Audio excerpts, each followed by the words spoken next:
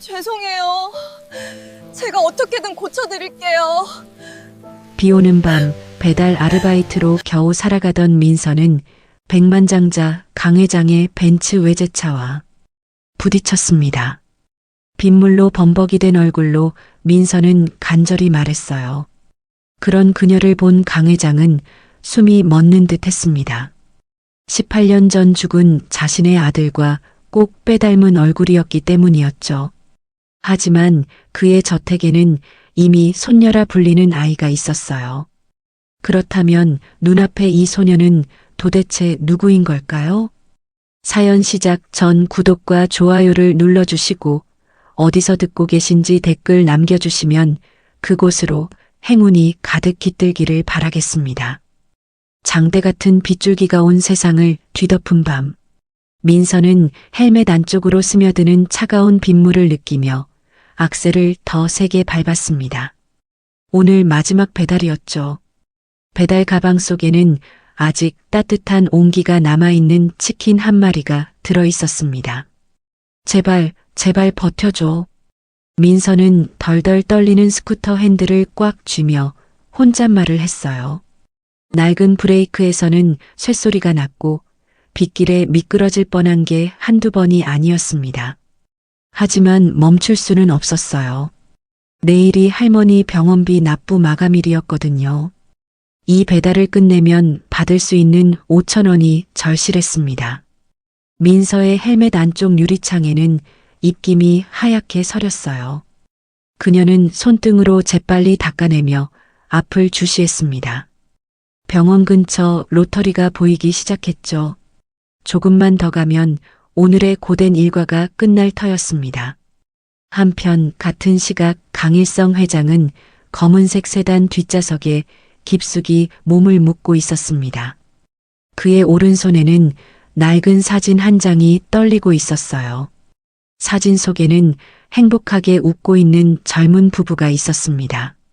18년 전 오늘 교통사고로 세상을 떠난 그의 아들과 며느리였죠. 회장님, 오늘도 그 병원으로 가시겠습니까?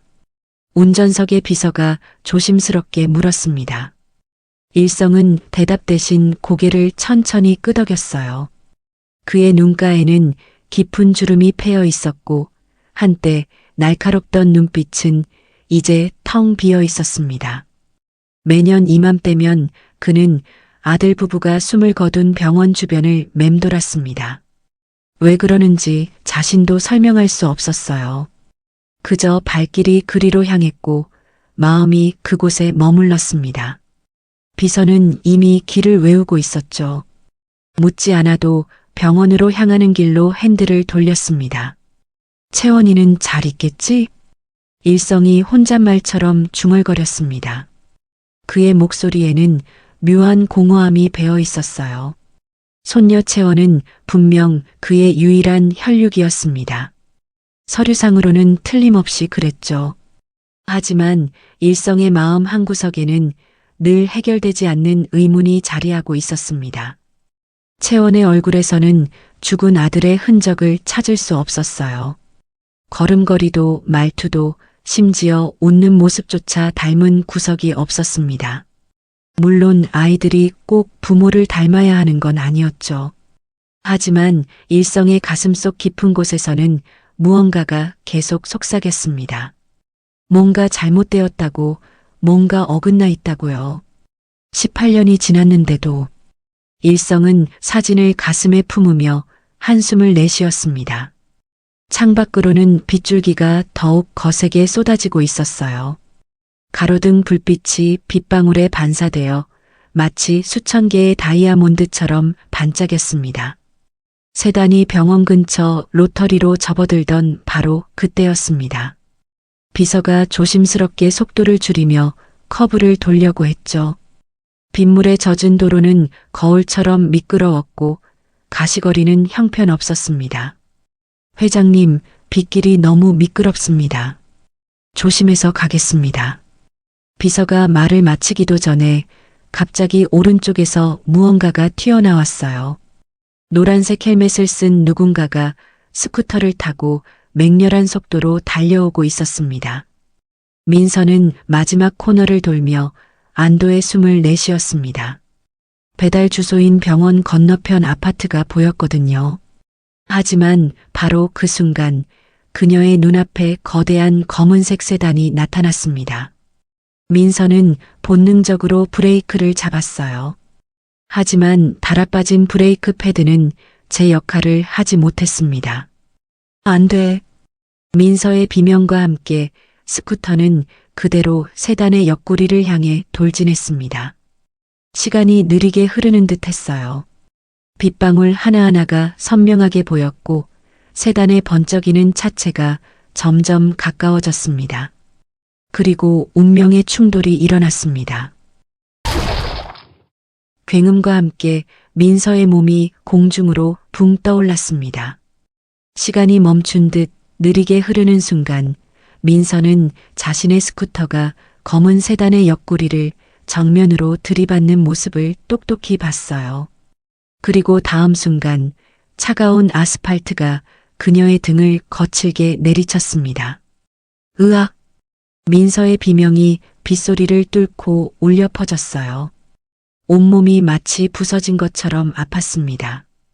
특히 오른쪽 어깨와 무릎에서는 날카로운 통증이 올라왔죠. 빗물이 얼굴을 타고 흘러내렸지만 그게 빗물인지 눈물인지 구분할 수 없었습니다. 세단의 문이 벌컥 열리며 검은 정장을 입은 남자 둘이 뛰어나왔어요. 한 명은 운전석에서 다른 한 명은 조수석에서였죠. 이런 미친, 어디서 갑자기 튀어나온 거야? 경호원으로 보이는 건장한 남자가 거친 목소리로 외쳤습니다. 그는 먼저 세단의 찌그러진 부분을 살펴봤어요. 범퍼가 움푹 들어가고 옆문에는 깊은 흠집이 났습니다. 회장님 차를 이따위로 만들어놨네. 너 이거 어떻게 책임질 거야? 경호원이 민서에게 다가가며 목소리를 높였습니다. 민서는 고통스러워하면서도 필사적으로 몸을 일으키려 했어요. 하지만 그때 그녀의 시선이 도로 위에 널브러진 치킨 박스에 멈췄습니다. 뜨거운 기름에 튀긴 치킨이 빗물 섞인 도로 위에 처참하게 흩어져 있었죠. 안 돼. 안 돼. 민서는 무릎으로 기어가며 치킨 조각들을 주우려 했습니다. 이미 빗물에 젖어 먹을 수 없게 된 치킨이었지만 민서에게는 그게 중요하지 않았어요. 이 배달을 완료해야만 5,000원을 받을 수 있었고 그 돈이 없으면 내일 할머니 병원비를 낼 수 없었으니까요. 뭐 하는 거야? 일어나서 대답이나 해. 경호원이 민서의 어깨를 잡으려는 순간 뒷좌석 문이 열렸습니다. 그리고 백발이 성성한 노인이 빗속으로 걸어 나왔어요. 비서가 황급히 우산을 가져왔지만 일성은 손으로 가볍게 물리쳤습니다. 회장님, 비를 맞으시면 안 됩니다. 비서가 애타게 외쳤지만 일성은 이미 민서에게 다가가고 있었어요. 그의 시선은 수억 원짜리 차의 파손 부위가 아니라 도로에 쓰러진 젊은 여성에게 고정되어 있었습니다. 민서는 고통을 참으며 헬멧을 벗으려 애썼어요. 턱끈이 꽉 조여 있어 쉽게 풀리지 않았습니다. 결국 있는 힘을 다해 헬멧을 잡아당겼고 마침내 그녀의 얼굴이 드러났죠. 일성의 발걸음이 뚝 멈췄습니다. 빗물이 그의 얼굴을 타고 흘러내렸지만 그는 눈 한 번 깜빡이지 않았어요. 민서의 얼굴을 보는 그의 눈동자가 크게 흔들렸습니다. 마치 귀신이라도 본 것처럼, 아니 그보다 더한 충격을 받은 것처럼 보였죠. 헬멧에 눌려 젖어있던 검은 머리카락, 진하고 일자로 뻗은 눈썹, 고통을 참느라 굳게 담은 얇은 입술. 그 모든 것이 18년 전 세상을 떠난 그의 아들 진우를 빼닮아 있었습니다. 특히 미간을 찌푸리는 그 표정은 진우가 어려운 일을 만났을 때 짓던 표정과 똑같았어요. 회장님?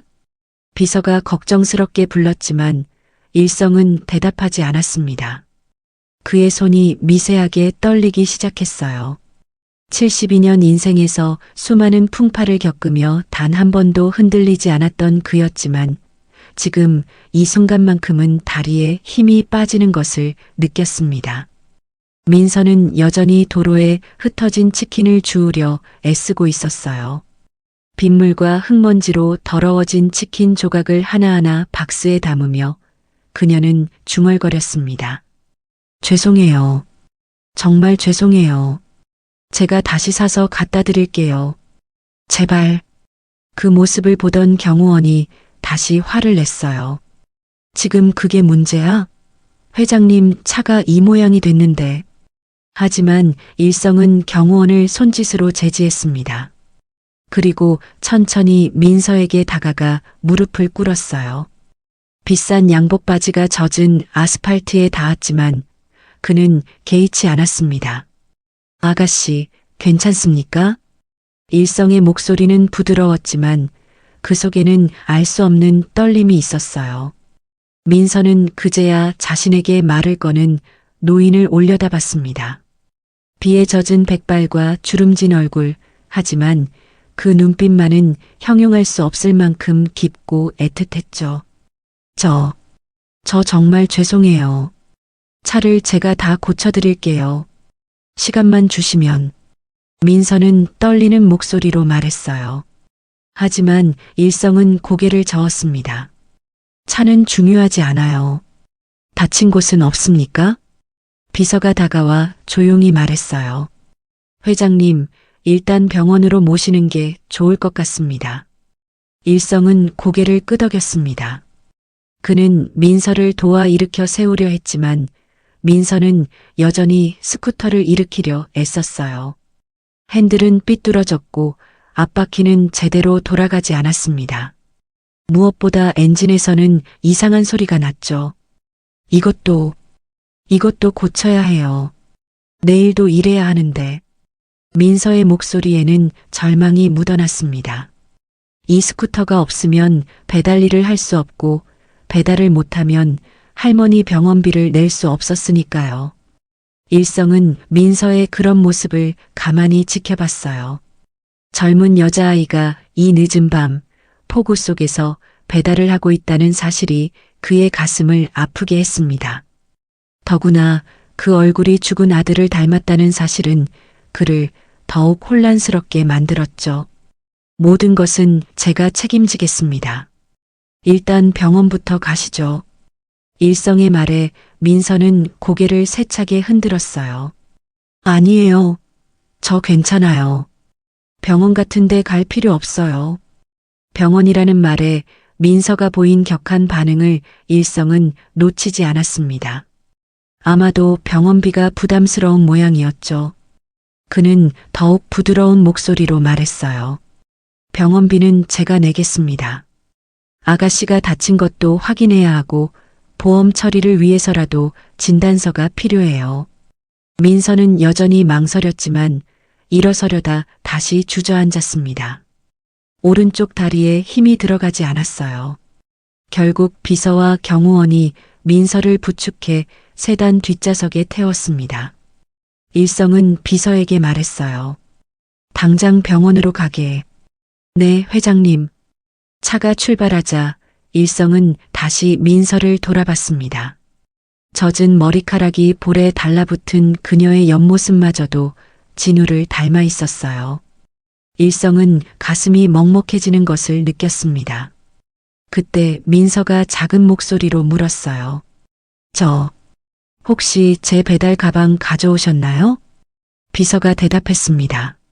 네, 트렁크에 넣어뒀습니다. 민서는 안도의 한숨을 내쉬었어요. 비록 치킨은 못 쓰게 됐지만 적어도 가방이라도 무사해서 다행이었죠. 하지만 곧 다시 어두운 표정이 됐습니다. 오늘 마지막 배달이었는데 그 5,000원을 받지 못하게 됐으니까요. 병원까지 가는 동안 차 안에는 묘한 침묵이 흘렀습니다. 일성은 계속 민서를 훔쳐보았고 민서는 창밖으로 흐르는 빗물만 바라봤어요. 그러다 문득 민서가 말했습니다. 정말 죄송해요. 제가 조심했어야 했는데. 아닙니다. 빗길이라 누구나 사고가 날 수 있어요. 그 뒤 두 사람은 아무 말이 없었어요. 병원 로비의 시계가 밤 11시를 가리키고 있었습니다. 일성은 응급실 앞 딱딱한 플라스틱 의자에 앉아 있었어요. 젖은 양복에서는 빗물 냄새가 났고 구두 속으로 스며든 물이 발가락 사이를 차갑게 적셨습니다. 하지만 그는 그런 불편함조차 느끼지 못했죠. 오직 안에서 치료받고 있는 그 아이의 얼굴만이 머릿속을 가득 채우고 있었습니다. 18년 전 바로 이 병원이었어요. 아들 진우와 며느리가 교통사고로 실려왔던 곳. 그때도 이렇게 밤이었고 이렇게 비가 왔었죠. 일성은 눈을 감고 그날의 기억을 떠올렸습니다. 의사가 나와서 고개를 저으며 죄송하다고 했던 순간 며느리가 마지막 힘을 다해 아이를 낳고 숨을 거뒀다는 소식을 들었던 순간 그 모든 것이 바로 이곳에서 일어났었습니다. 회장님, 커피라도 한잔 하시겠습니까? 비서의 목소리에 일성은 현실로 돌아왔어요. 고개를 저으며 대답했습니다. 됐네. 그보다 저 아이의 신원 확인은 했나? 네, 지금 접수처에서 확인하고 있습니다. 비서가 자리를 뜬 사이 일성은 다시 생각에 잠겼어요. 그 아이의 얼굴이 자꾸만 눈앞에 아른거렸습니다. 진우를 그렇게 닮을 수가 있을까요? 단순한 우연이라고 하기엔 너무나 놀라운 일치였죠. 잠시 후 비서가 서류를 들고 돌아왔습니다. 그의 표정이 평소와 달리 긴장되어 보였어요. 회장님, 저 학생의 이름은 이민서, 나이는 18입니다. 일성은 고개를 들어 비서를 바라봤습니다. 18이라. 채원이와 같은 나이. 하지만 그건 그리 특별한 우연은 아니었죠. 같은 나이의 아이들이야 얼마든지 있을 테니까요. 그런데 일성의 입에서는 자신도 모르게 질문이 튀어나왔습니다. 떨리는 목소리였어요. 생일이 언제인가? 비서는 서류를 다시 확인했습니다. 그리고 천천히 또박또박 대답했어요. 18년 전 5월 3일입니다. 그 순간 일성의 눈동자가 크게 흔들렸습니다. 마치 지진이라도 난 것처럼 그의 온몸이 미세하게 떨렸어요. 5월 3일. 그날은 바로 채원이의 생일이었습니다. 공식 서류에 기록된 그의 손녀의 생일과 정확히 일치했죠. 일성은 의자에서 벌떡 일어났다가 다시 주저앉았습니다. 다리에 힘이 들어가지 않았어요. 가슴이 미친 듯이 뛰었고 숨이 가빠왔습니다. 비서가 놀라서 다가왔지만 일성은 손을 들어 제지했어요. 회장님, 괜찮으십니까? 아니야. 괜찮네. 그저. 일성은 말을 잇지 못했습니다. 같은 날 태어난 두 아이. 한 아이는 그의 대저택에서 모든 것을 누리며 살고 있고 다른 아이는 부모도 없이 할머니와 단둘이 살며 비 오는 밤에 배달 일을 하고 있었죠. 그리고 그중 한 아이가 죽은 아들의 얼굴을 빼닮았다니요. 응급실 문이 열리고 민서가 나왔습니다. 오른팔에는 흰 붕대가 감겨 있었고 이마에는 거즈가 붙어 있었어요. 간호사가 따라 나오며 말했습니다. 다행히 큰 이상은 없어요. 가벼운 타박상과 찰과상뿐입니다. 처방전대로 약 드시고 2, 3일 후에 다시 오셔서 소독받으시면 됩니다. 민서는 간호사에게 고맙다고 인사한 뒤 불안한 표정으로 접수처를 바라봤어요. 아마도 병원비 걱정을 하는 모양이었죠. 하지만 비서가 다가가 말했습니다. 병원비는 이미 다 처리했습니다. 걱정하지 마세요. 민서의 눈이 커졌어요. 그녀는 황급히 일성에게 다가와 허리를 깊이 숙였습니다.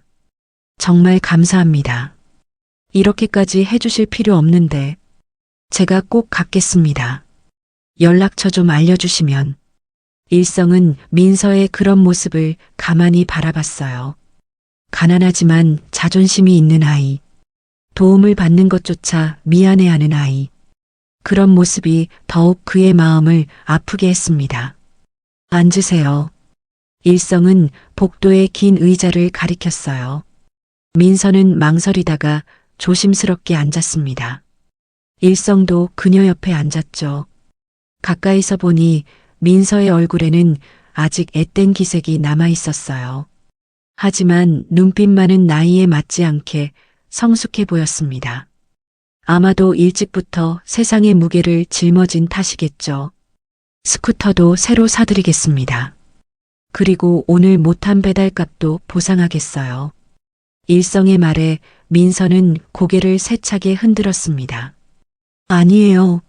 그건 너무 큰 돈이에요. 제가 잘못해서 일어난 사고인데, 사고는 쌍방과실입니다. 비 오는 밤이었고 시야도 좋지 않았으니까요. 그러니 부담 갖지 마세요. 일성은 잠시 말을 멈췄다가 조심스럽게 물었어요. 마치 오래전 기억을 더듬는 사람처럼 천천히 신중하게 말이죠. 그런데 부모님은 어디 계시나요? 이런 시간에 연락드려야 할 것 같은데. 민서의 표정이 순간 어두워졌습니다. 하지만 이내 담담한 얼굴로 돌아왔어요. 아마도 이런 질문을 수없이 받아왔겠죠. 그래서 대답하는 법도 익숙해진 모양이었습니다. 부모님 얼굴은 모릅니다. 태어나자마자 보육원 앞에 버려졌다고 들었어요. 민서의 목소리는 덤덤했지만 그 안에는 깊은 체념이 묻어 있었습니다. 일성의 가슴이 찌릿했어요. 그럼 지금은 할머니와 단둘이 삽니다. 저를 걷어 키워주신 분이에요. 민서는 할머니를 언급할 때 처음으로 표정이 부드러워졌어요. 입가에 작은 미소까지 지었죠. 그 할머니가 민서에게 얼마나 소중한 존재인지 한눈에 알 수 있었습니다. 일성은 더 많은 것을 묻고 싶었어요. 언제 보육원에 왔는지, 혹시 친부모에 대한 단서는 없는지, 그 할머니는 어떻게 만났는지. 하지만 지금 이 자리에서 캐묻는 것은 실례였죠. 그는 다른 방법을 생각해야 했습니다. 참, 제가 명함을 안 드렸네요. 일성은 안주머니에서 명함을 꺼냈어요. 거기에는 KR그룹 회장 강일성이라고 적혀 있었습니다. 민서가 명함을 받아들고는 눈이 휘둥그레졌어요. KR그룹이요? 그 유명한. 네, 맞습니다. 혹시 무슨 일이 있으면 언제든 연락하세요. 오늘 일에 대한 보상은 비서가 처리할 겁니다. 일성은 비서에게 눈짓했어요. 비서는 미리 준비해둔 현금 봉투를 꺼냈습니다. 꽤 두툼한 봉투였죠. 이건 너무 많아요. 민서가 봉투를 보고 손사래를 쳤지만 일성은 단호했습니다. 치료비와 스쿠터가, 그리고 오늘 못한 배달값입니다. 그리고 일성은 잠시 망설였어요. 그리고는 마음속 깊은 곳에서 올라오는 말을 꺼냈습니다. 할머니께도 안부 전해주세요. 손녀를 이렇게 바르게 키우셨으니 참 훌륭한 분이신 것 같습니다. 민서의 눈가가 촉촉해졌어요.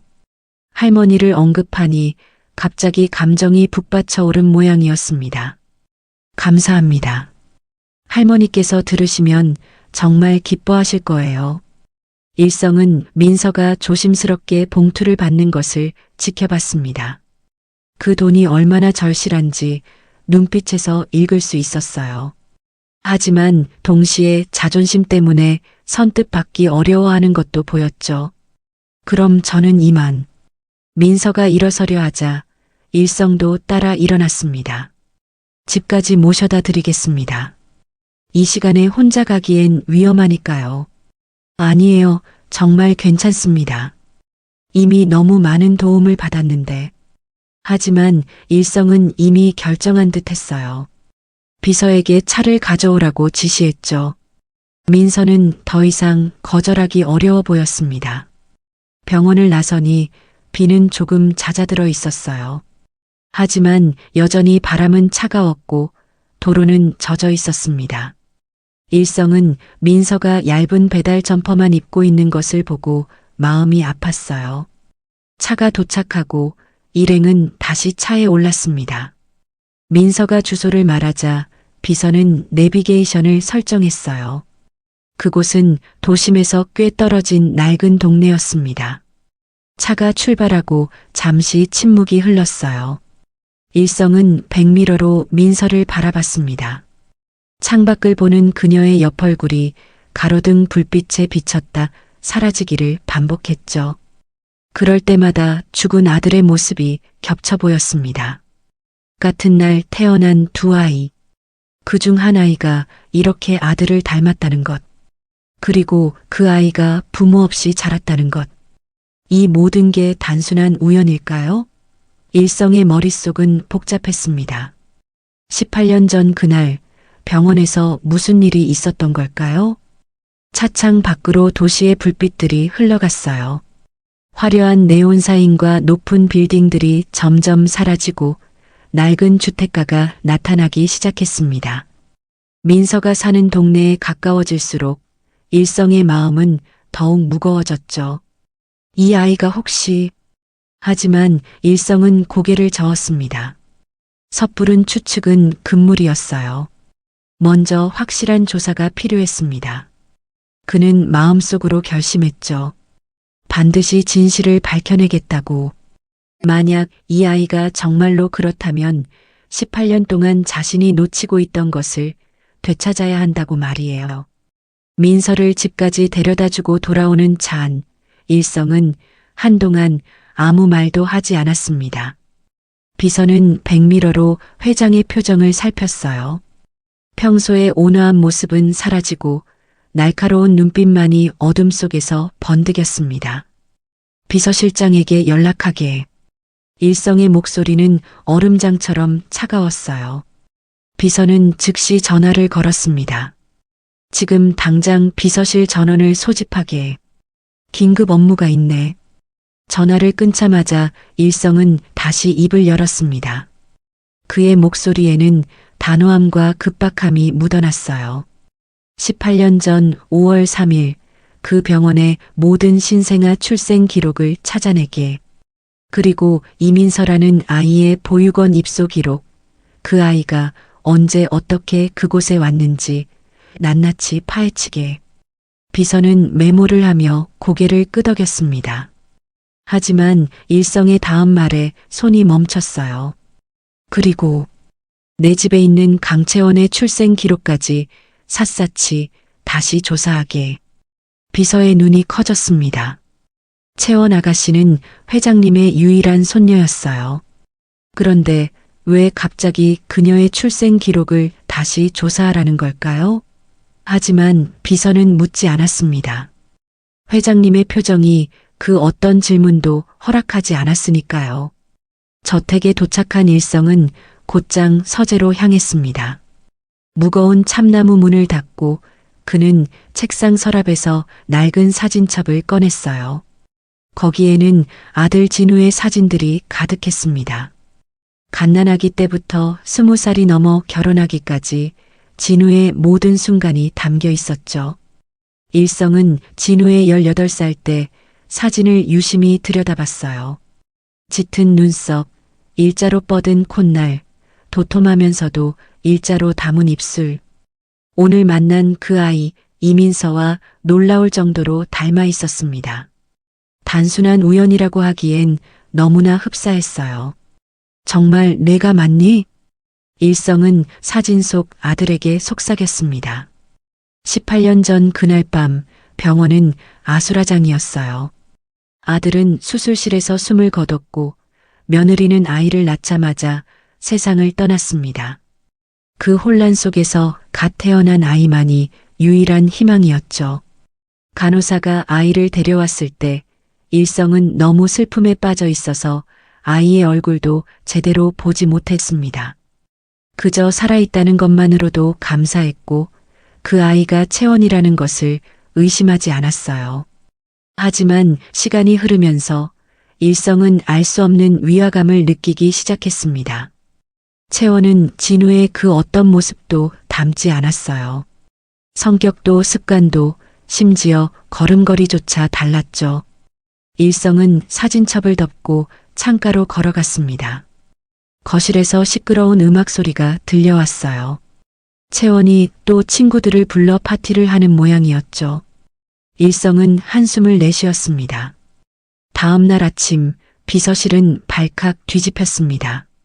밤새 일한 직원들이 수북이 쌓인 서류들을 정리하고 있었어요. 비서실장이 일성의 집무실로 들어왔습니다. 그의 얼굴에는 피로가 가득했지만 손에는 두툼한 보고서가 들려 있었죠. 회장님, 일단 확인 가능한 자료는 모두 조사했습니다. 일성은 의자에 깊숙이 앉아 보고서를 받아들었어요. 첫 장을 넘기자마자 그의 눈빛이 날카로워졌습니다. 강채원 아가씨는 18년 전 5월 3일 그 병원에서 오전 3시 20분에 출생한 것으로 기록되어 있습니다. 출생 증명서, 신생아 기록, 모든 서류가 완벽합니다. 비서실장은 잠시 숨을 고른 뒤 계속했어요. 하지만 이민서 학생의 경우 병원 출생 기록은 전혀 찾을 수 없었습니다. 다만 보육원 입소 기록에 따르면 생후 약 일주일 된 아이가 보육원 앞에 버려진 것으로 되어 있습니다. 추정 생년월일을 5월 3일로 기록한 것도 보육원 측의 판단이었고요. 일성은 보고서를 내려놓고 손가락으로 관자놀이를 눌렀습니다. 공식 기록상으로는 아무런 문제가 없었어요. 채원이는 분명 그의 손녀였고 민서는 그저 버려진 아이였습니다. 하지만 왜 이렇게 마음이 불편한 걸까요? 단순한 우연의 일치인 듯합니다. 회장님. 비서실장의 말에 일성은 벌떡 일어났어요. 그리고는 보고서를 책상 위에 내던졌습니다. 우연? 같은 날 태어난 아이가 내 죽은 아들을 빼닮았는데 그게 우연이라고? 일성의 목소리가 높아졌어요. 비서실장은 당황한 표정으로 한 발 물러섰습니다. 하지만 회장님, 서류상으로는 서류가 다가 아니야. 내 직감이 18년간 느껴온 이 위화감이 뭔가 잘못됐다고 말하고 있네. 일성은 다시 의자에 앉으며 깊은 한숨을 내쉬었어요. 그는 알고 있었습니다. 감정적으로 행동하면 안 된다는 것을. 하지만 어제 본 그 아이의 얼굴이 자꾸만 눈앞에 아른거렸어요. 그날 밤 일성은 평소보다 일찍 저택으로 돌아왔습니다. 현관에 들어서자마자 그의 눈살이 찌푸려졌어요. 명품 쇼핑백들이 바닥에 널브러져 있었고 거실에서는 시끄러운 음악 소리가 흘러나왔습니다. 거실로 들어서니 채원이 친구들과 함께 샴페인을 마시며 웃고 있었어요. 테이블 위에는 비싼 음식들이 어지럽게 놓여 있었고 소파에는 더 많은 쇼핑백들이 쌓여 있었죠. 할아버지. 채원이 일성을 발견하고 다가왔어요. 그녀의 볼은 술 기운에 붉게 달아올라 있었습니다. 오셨어요? 친구들이랑 작은 파티 중이에요. 일성은 주변을 둘러봤습니다. 이게 작은 파티라니요. 아마 오늘 하루에만 수백만 원을 썼을 겁니다. 그런데 할아버지, 다음 주에 친구들이랑 유럽 가기로 했어요. 카드 한도 좀 올려주세요. 채원은 애교 섞인 목소리로 말했어요. 일성이 대답하기도 전에 그녀는 계속 떠들었습니다. 아, 그리고 제 생일 선물로 빨간색 스포츠카 사주시기로 하셨죠? 친구가 타고 온 거 봤는데 정말 멋있더라고요. 일성은 채원을 물끄러미 바라봤어요. 명품으로 치장한 그녀의 모습에서 진우의 흔적을 찾을 수 없었습니다. 진우는 검소했고 며느리는 따뜻했어요. 그런데 이 아이는 왜 이렇게 다를까요? 할아버지. 채원이 대답을 재촉했어요. 일성은 고개를 저으며 서재로 향했습니다. 나중에 얘기하자. 서재 문을 닫고 일성은 무거운 마음으로 의자에 앉았어요. 책상 위에는 오늘 조사한 보고서가 놓여 있었습니다. 그는 다시 한번 민서의 기록을 살펴봤어요. 같은 시각 민서는 좁은 옥탑방으로 올라가는 가파른 계단을 천천히 오르고 있었습니다. 팔의 붕대 때문에 한 손으로만 난간을 잡아야 했어요. 문을 열고 들어가니 할머니가 부엌에서 늦은 저녁을 준비하고 있었습니다. 민서야, 왔니? 팔은 좀 어떠니? 할머니의 따뜻한 목소리에 민서는 미소를 지었어요. 네, 할머니. 많이 좋아졌어요. 민서는 가방에서 일성이 준 봉투를 꺼냈습니다. 그리고는 그 돈을 할머니의 병원비 통장 사이에 끼워 넣었어요. 하지만 통장의 잔액을 확인하니 여전히 한숨이 나왔습니다. 할머니의 수술비까지는 아직도 많이 부족했거든요. 민서야, 저녁 먹자. 할머니가 부르는 소리에 민서는 통장을 닫았어요. 작은 밥상에는 김치와 계란 프라이, 그리고 어묵국이 놓여 있었습니다.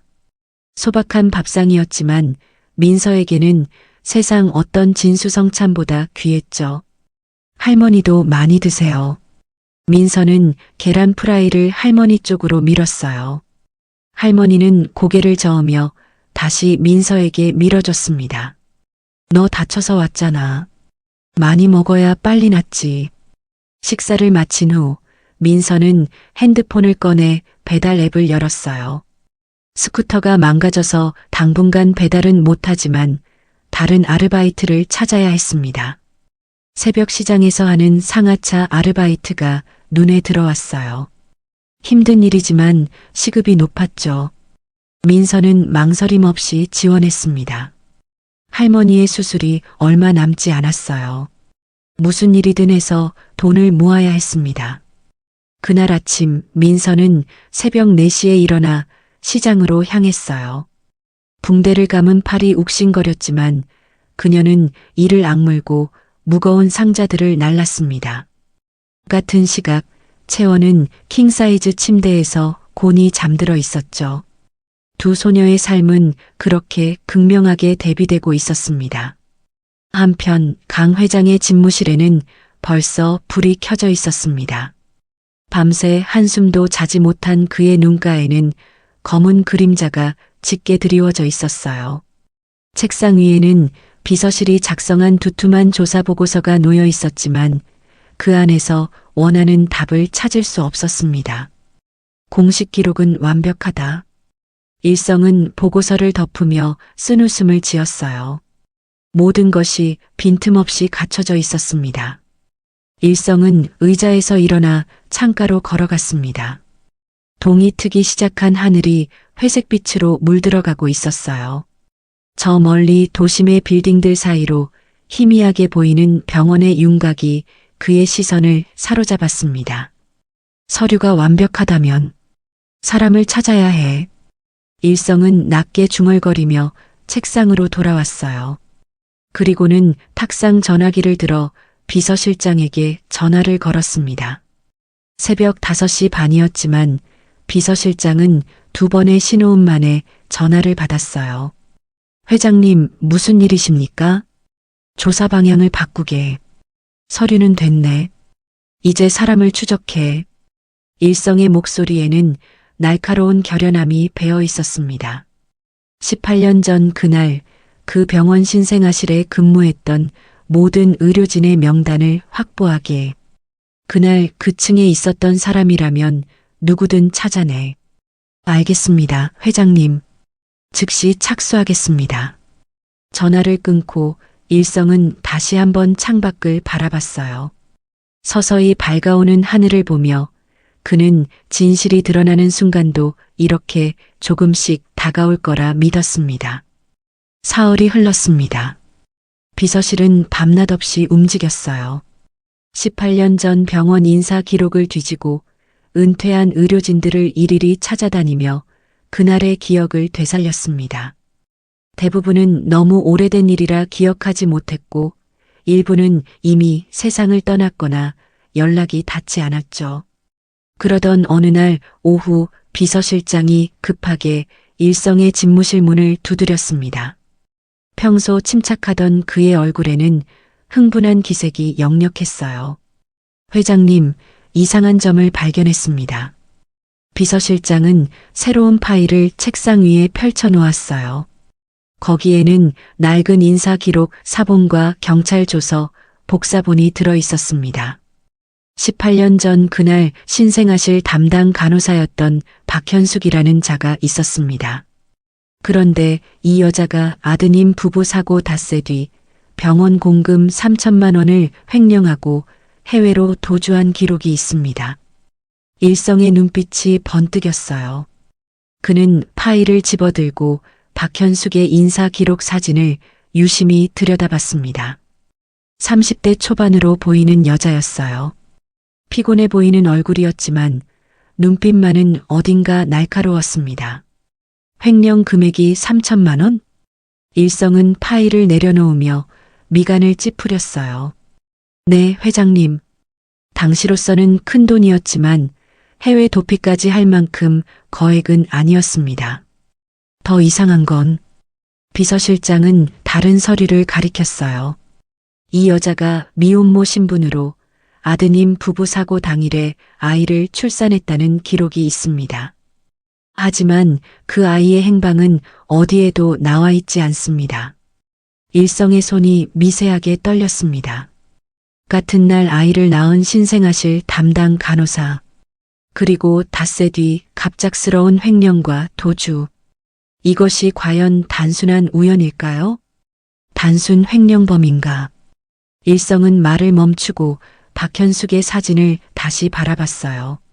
사진 속 여자의 눈빛에서 뭔가 불길한 기운이 느껴졌습니다. 아니면 무언가를 감추기 위한 것인가? 비서실장은 일성의 말에 고개를 끄덕였어요. 그도 같은 생각을 하고 있었던 겁니다. 그 여자의 현재 행방은 18년째 오리무중입니다. 인터폴에 수배는 되어 있지만 워낙 오래전 사건이라 우선순위에서 밀려났고요. 마지막 추적 기록이 동남아시아 어딘가였다는 것만 확인됐습니다. 일성은 책상을 손바닥으로 탁 쳤어요. 소리는 크지 않았지만 그 안에 담긴 답답함은 충분히 느껴졌습니다. 더 파고들게. 그 여자가 낳은 아이, 입양 기록이든 출생 신고든 뭐든 찾아내. 그리고 일성은 잠시 망설이다 입을 열었어요. 채원이의 혈액형, 발 크기, 태어났을 때의 몸무게까지 다시 확인하게. 병원 기록과 우리 집 기록을 대조해봐. 사소한 것이라도 놓치지 말고. 알겠습니다, 회장님. 비서실장이 나가려는 순간 일성이 다시 불렀어요. 잠깐. 그리고 일성은 말을 이으려다 입을 다물었습니다. 그의 머릿속에는 민서의 얼굴이 떠올랐어요. 진우를 빼닮은 그 눈썹, 고통을 참으며 굳게 다물었던 입술, 그리고 가난하지만 당당했던 모습. 아니야. 일단 그것부터 확인해. 비서실장이 나간 뒤 일성은 다시 혼자 남았습니다. 만약 박현숙이 정말 아이들을 바꿔치기 했다면 그 증거는 공식 서류가 아니라 다른 곳에 있을 겁니다. 사람의 기억이나 물건이나 아니면 할머니. 일성은 불현듯 민서가 말했던 것을 떠올렸어요. 자신을 걷어 키워준 할머니.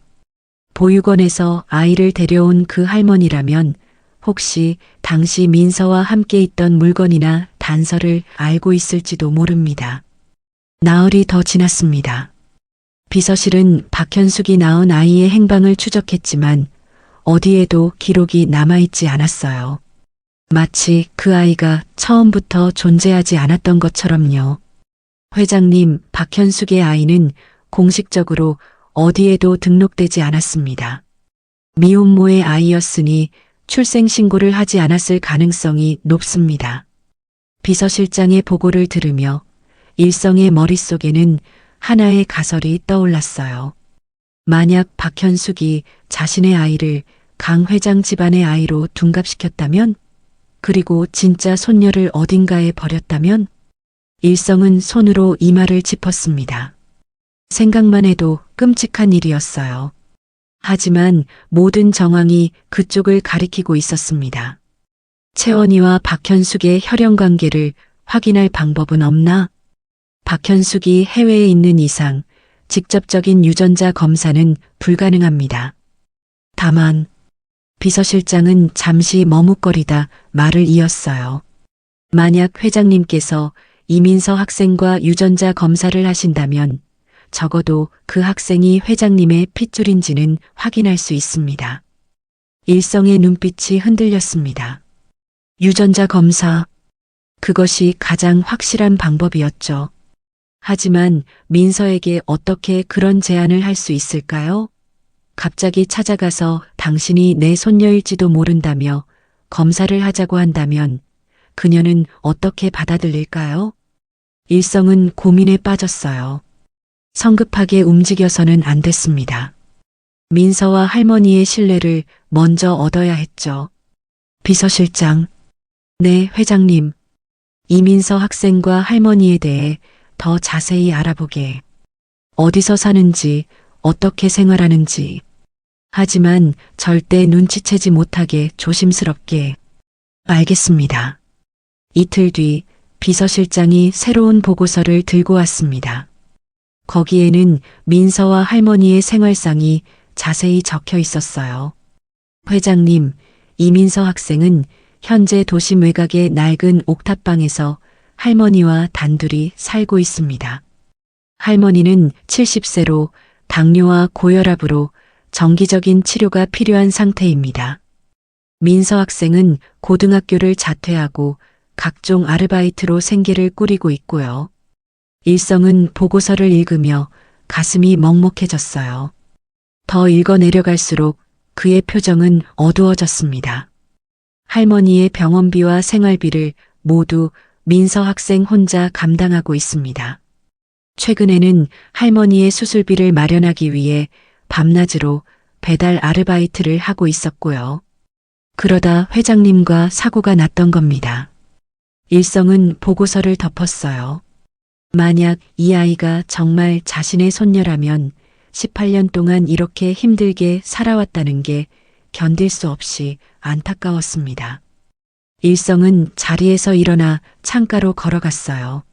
석양이 도시를 붉게 물들이고 있었습니다. 그는 오랫동안 창밖을 바라보며 생각했어요. 어떻게 접근해야 할까? 어떻게 하면 민서와 할머니를 놀라게 하지 않으면서도 진실에 다가갈 수 있을까?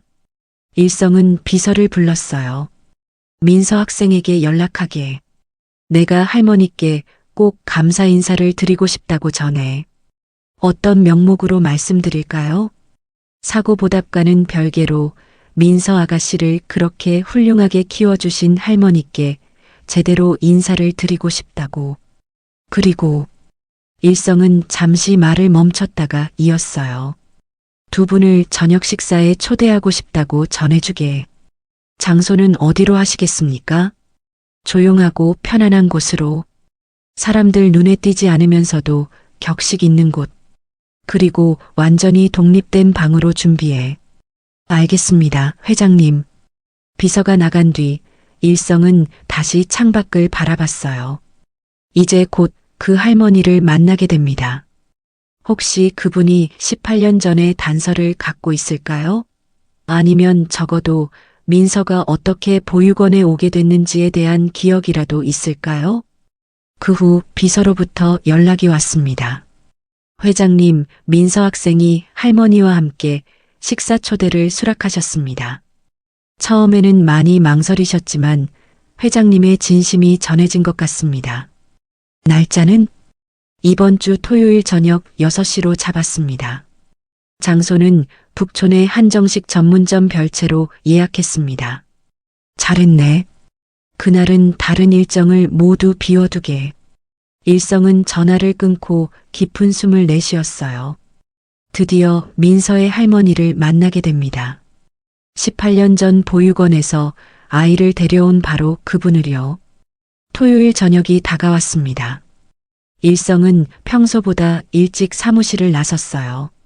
그는 비서에게 자신이 직접 운전하겠다고 했습니다. 이번 만남만큼은 다른 누구의 개입도 원치 않았거든요. 식당에 도착한 일성은 미리 예약해둔 별채의 안쪽 방을 확인했습니다.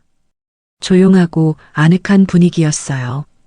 바깥 소음이 전혀 들리지 않았고 은은한 조명이 따뜻한 느낌을 주었습니다. 6시 정각 식당 입구에 민서와 할머니가 도착했습니다. 두 사람은 처음 와보는 고급 식당의 분위기에 어색해하며 입구에서 머뭇거리고 있었어요. 일성이 직접 나가 그들을 맞이했습니다. 어서 오십시오. 기다리고 있었습니다. 민서는 회장이 직접 나와 맞이하자 당황한 표정을 지었어요. 할머니는 더욱 어쩔 줄 몰라 했죠. 이렇게까지 하실 필요 없으신데.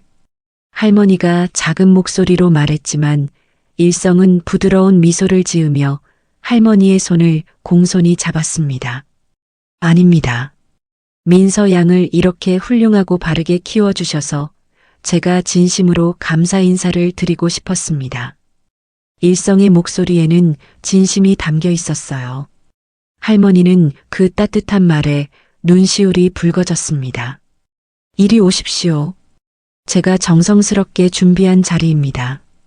일성은 두 사람을 별채의 안쪽 방으로 안내했어요. 방문이 닫히고 세 사람만의 조용한 시간이 시작됐습니다. 정성스럽게 차려진 상 위로 계절의 맛을 담은 요리들이 하나둘 올라오기 시작했어요. 일성은 민서와 할머니가 편안해질 때까지 기다렸습니다. 식사가 시작되었고 세 사람 사이에는 조심스러운 대화가 오갔습니다. 일성은 할머니와 민서의 이야기에 귀를 기울였어요. 그들의 삶, 그들의 고생, 그들의 사랑에 대해 듣고 싶었습니다. 그리고 적절한 순간이 오면 18년 전 그날에 대해 물어볼 작정이었습니다. 최고급 한정식 식당의 가장 조용한 방에서 세 사람의 운명이 얽히기 시작했습니다. 할머니는 민서가 어릴 적 얼마나 말썽꾸러기였는지 이야기했고 민서는 부끄러운 듯 볼을 붉혔죠. 이 아이가 5살 때였나? 제가 목욕탕에 가 있는 사이에 혼자서 라면을 끓여 먹겠다고 난리를 쳤어요. 할머니의 목소리에는 웃음기가 묻어났어요. 그런데 물을 너무 적게 넣어서 냄비를 새까맣게 태워버렸죠.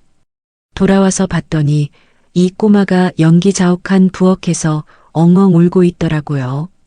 민서가 손으로 얼굴을 가렸습니다. 할머니, 그 얘기는 제발. 괜찮아요. 그런데 그날 이 아이가 뭐라고 했는지 아세요? 미안하다는 말보다 먼저 할머니, 배고파요라고 하더라고요. 할머니는 말하며 웃었지만 그 눈가에는 촉촉한 기운이 맴돌았어요. 어린 손녀를 키우며 겪었을 힘겨운 나날들이 그 짧은 일화 속에 고스란히 담겨 있었습니다. 일성은 그 이야기를 들으며 목이 메는 걸 느꼈어요. 만약 이 아이가 정말 자신의 손녀였다면 저택의 따뜻한 방에서 걱정 없이 자랄 수 있었을 텐데. 배가 고파 라면을 끓이다 냄비를 태우는 일 따위는 겪지 않았을 텐데요. 할머니께서 참 대단하십니다. 일성이 진심을 담아 말했어요. 혼자서 아이를 키우시기가 얼마나 힘드셨겠습니까? 더군다나 경제적으로도 넉넉하지 않으셨을 텐데. 할머니는 고개를 저었습니다. 아닙니다. 힘든 게 아니라 기쁨이었어요. 이 아이가 제 삶의 전부였으니까요. 할머니는 민서의 손을 꽉 잡았어요. 민서도 할머니의 손을 감쌌습니다. 두 사람 사이에는 피보다 진한 사랑이 흐르고 있었어요. 일성은 잠시 침묵했습니다. 이제 본격적으로 물어봐야 할 때였어요. 그는 찻잔을 들어 한 모금 마신 뒤 최대한 자연스럽게 입을 열었습니다. 그런데 할머니, 제가 궁금한 게 있습니다. 네, 말씀하세요. 민서 양을 어떻게 가족으로 맞이하시게 됐는지 여쭤봐도 될까요? 할머니의 표정이 잠시 굳어졌어요. 민서도 할머니를 바라봤습니다. 아마도 민서 자신도 자세한 이야기는 들어본 적이 없는 모양이었죠. 할머니는 한참을 망설이다 천천히 입을 열었습니다. 그녀의 눈빛은 먼 과거를 응시하고 있었어요. 18년 전이었습니다. 일성의 심장이 세차게 뛰기 시작했어요. 18년 전, 바로 그날이었습니다. 제가 그때 한 보육원에서 주방 봉사를 하고 있었어요. 형편이 넉넉하지 않아서 돈을 받고 일하는 건 아니었고 그냥 끼니라도 해결할 겸 자원봉사를 했죠. 할머니의 목소리가 떨렸습니다. 그런데 어느 날 보육원 문 앞에 아기가 버려져 있었어요. 생후 일주일쯤 됐다고 했던가. 너무 작고 약해 보였습니다. 일성은 숨을 죽이고 들었어요. 찻잔을 쥔 그의 손이 미세하게 떨렸습니다. 그 아기가 신생아실에 들어왔는데 유독 몸이 약해서 다른 아기들처럼 울지도 못하더라고요. 숨소리도 가늘고 먹는 것도 제대로 못하고 할머니의 눈에 눈물이 맺혔어요. 저는 주방에서 일하는 사람이었지만 자꾸만 그 아기가 눈에 밟혔습니다. 밤낮으로 그 아기 생각뿐이었어요. 퇴근하고 집에 가서도 혹시 그 아기가 밤새 어떻게 됐을까 걱정했죠. 민서가 할머니의 손을 더 꽉 잡았습니다. 할머니는 손등으로 눈가를 훔쳤어요. 그래서 제가 몰래 그 아기를 돌보기 시작했어요. 주방 일 끝나면 신생아실로 가서 아기를 안아주고 우유도 먹이고 보육원 선생님들이 모른 척 해주셨어요. 다들 그 아기를 걱정하고 있었거든요. 일성은 할머니의 이야기에 깊이 빠져들었습니다. 그의 눈시울도 붉어지기 시작했어요. 한 달이 지나고 두 달이 지났습니다. 그런데 아무도 그 아기를 입양하려 하지 않았어요. 너무 약해 보였으니까요. 병원비가 많이 나올 것 같고 키우기 힘들 것 같다는 거였죠. 할머니는 잠시 말을 멈추고 깊은 숨을 들이마셨습니다. 그때 제가 결심했어요. 차마 이 아기를 두고 볼 수가 없어서 제가 데려가기로 했습니다. 하지만 일성이 조심스럽게 끼어들었어요. 경제적으로 넉넉하지 않으셨다고 하지 않으셨습니까? 맞습니다. 찢어지게 가난했죠. 하루하루 먹고 살기도 빠듯했어요. 할머니는 쓸쓸하게 웃었습니다. 하지만 그게 뭐가 중요합니까? 이 아기는 저를 필요로 했고 저도 이 아기가 필요했어요. 그게 전부였습니다. 일성은 할머니의 그 말에 깊은 감동을 받았어요. 피 한 방울 섞이지 않은 아이를 위해 평생을 희생한 이 할머니야말로 진정한 가족이었습니다. 민서는 할머니를 껴안았어요. 처음 듣는 이야기에 감정이 북받친 모양이었죠. 할머니, 괜찮아, 괜찮아. 다 지나간 일이야. 할머니가 민서의 등을 토닥이며 말했습니다. 일성은 두 사람의 모습을 보며 잠시 기다렸어요.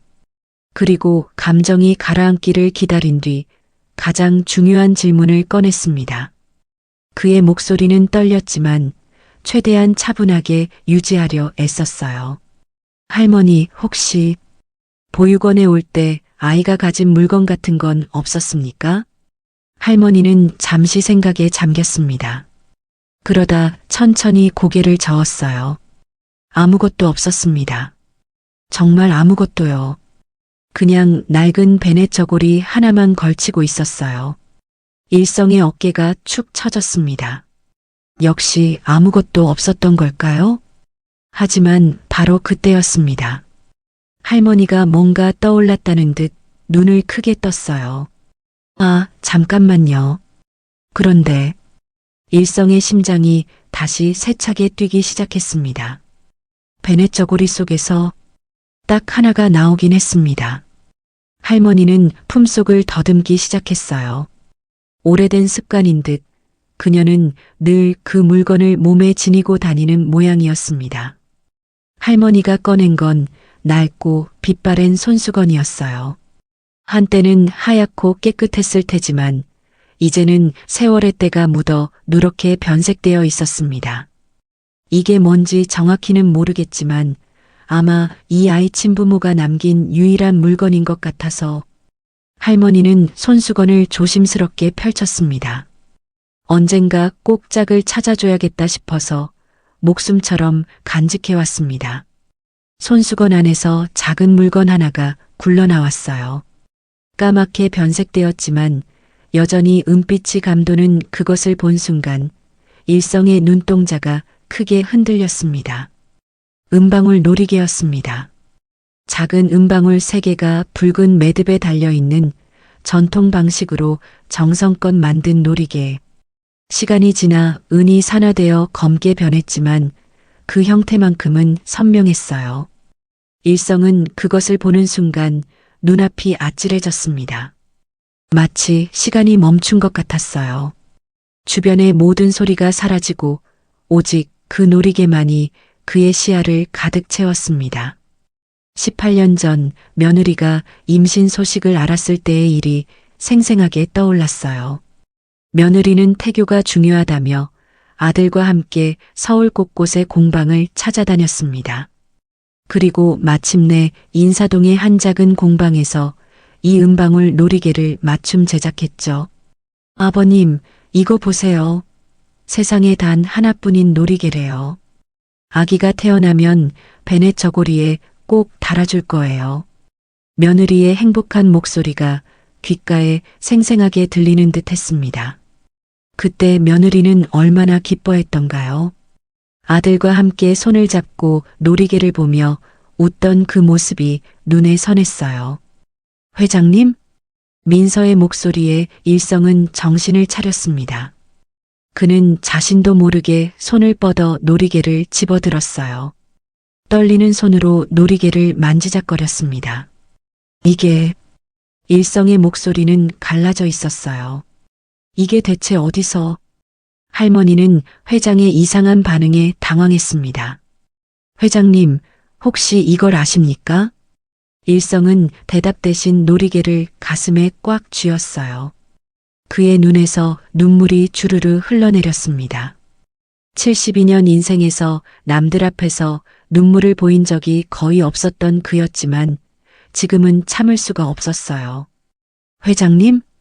민서가 놀라서 일어섰습니다. 하지만 일성은 손을 들어 괜찮다는 신용을 했어요. 죄송합니다. 일성은 손수건으로 눈가를 닦았습니다. 그리고는 떨리는 목소리로 말했어요. 이건 18년 전 제 며느리가 만든 겁니다. 방 안에 정적이 흘렀어요. 할머니와 민서는 무슨 말인지 이해하지 못한 채 일성을 바라봤습니다. 며느리는 아이를 임신했을 때 태교를 위해 아들과 함께 이 놀이개를 직접 제작했어요. 세상에 단 하나뿐인 그 아이만을 위한 선물이었죠. 일성은 놀이개를 테이블 위에 조심스럽게 내려놓았습니다. 민서의 얼굴이 하얗게 질렸어요. 할머니도 입을 떡 벌린 채 일성과 놀이개를 번갈아 봤습니다. 그런데 그 며느리와 아들은... 일성은 말을 잇지 못하고 목이 메었습니다. 18년 전 5월 3일 교통사고로 세상을 떠났습니다. 할머니의 손이 떨렸습니다. 그녀는 민서를 바라봤어요. 민서도 할머니를 바라봤습니다. 두 사람 모두 무슨 말을 해야 할지 몰랐어요. 일성은 주머니에서 지갑을 꺼냈습니다. 그리고 지갑 속 깊숙이 간직해둔 작은 사진 한 장을 꺼냈어요. 바래고 낡았지만 소중하게 보관한 흔적이 역력한 사진이었습니다. 이게 제 아들과 며느리입니다. 사진 속에는 행복하게 웃고 있는 젊은 부부가 있었어요. 그리고 며느리의 손에는 바로 그 은방울 놀이개가 들려 있었습니다. 할머니는 사진을 보더니 입을 막았습니다. 민서는 눈을 크게 뜨고 사진 속 남자를 바라봤어요. 그 남자는 민서와 놀라울 정도로 닮아 있었습니다. 이건... 민서의 목소리가 떨렸습니다. 그는 민서를 똑바로 바라봤어요. 눈물로 흐려진 시야 속에서도 민서의 얼굴이 선명하게 보였습니다. 죽은 아들을 빼닮은 그 얼굴이요. 일성은 떨리는 목소리로 입을 열었어요. 제가 한 가지 제안을 드려도 되겠습니까? 네, 말씀하세요. 할머니가 조심스럽게 대답했습니다. 일성은 잠시 망설이다 결심한 듯 고개를 들었어요. 그의 눈빛에는 간절함이 가득했습니다. 유전자 검사를 해보면 어떻겠습니까? 방 안에 정적이 흘렀어요. 민서는 눈을 크게 뜨고 일성을 바라봤고 할머니는 입을 떡 벌린 채 얼어붙었습니다. 유전자 검사요? 민서가 떨리는 목소리로 되물었어요. 네. 이 놀이개가 제 며느리가 만든 것이 확실하다면, 그리고 민서 양이 보육원에 버려진 날짜가 18년 전 5월 초라면, 일성은 말을 잇지 못하고 목이 메었습니다. 혹시 모를 일입니다. 하지만 확실하게 알아야 합니다. 제발 저의 부탁을 들어주십시오. 민서는 할머니를 바라봤어요. 할머니도 민서를 바라봤습니다. 두 사람 모두 무슨 말을 해야 할지 몰랐죠. 할머니가 먼저 입을 열었습니다. 회장님, 정말 이 아이가 회장님의 손녀일지도 모른다고 생각하시는 겁니까? 저도 확신할 수는 없습니다. 하지만 일성은 놀이개를 가리켰어요. 이것만은 확실합니다. 이건 제 며느리가 직접 만든 세상에 단 하나뿐인 물건입니다. 민서는 자신의 손을 내려다봤습니다. 그러다 조용히 고개를 들었어요. 좋습니다. 검사하겠습니다. 민서야. 할머니가 놀라서 민서를 붙잡았지만 민서는 고개를 저었습니다. 할머니, 만약 정말 제 친부모님을 찾을 수 있다면 알고 싶어요. 제가 어디서 왔는지, 누구의 아이인지. 민서의 눈에는 눈물이 맺혀 있었어요. 그녀도 평생 궁금했던 겁니다. 자신을 버린 부모가 누구인지, 왜 버려졌는지요. 일성은 민서의 손을 꽉 잡았습니다. 고맙네. 정말 고마워. 식사는 그렇게 끝이 났어요. 일성은 비서에게 연락해 유전자 검사 키트를 준비하라고 지시했습니다. 그리고 민서와 할머니를 집까지 직접 모셔다 드렸죠. 차 안에서 일성은 백미러로 뒷좌석의 민서를 바라봤어요. 민서는 창밖을 보고 있었지만 그 표정에는 불안과 기대가 뒤섞여 있었습니다. 민서의 집 앞에 도착했을 때 일성이 말했습니다. 검사 결과가 나오면 바로 연락드리겠습니다. 감사합니다, 회장님. 민서와 할머니가 내린 뒤 차는 다시 출발했어요. 일성은 조수석에 놓인 놀이개를 집어들었습니다. 18년 만에 다시 손에 쥔 며느리의 유품. 그것이 손녀를 찾아줄 열쇠가 될지도 모른다는 생각에 그의 가슴이 두근거렸어요. 저택에 도착하자마자 일성은 곧장 서재로 향했습니다. 그리고 깊숙한 서랍 안에서 오래된 상자 하나를 꺼냈어요.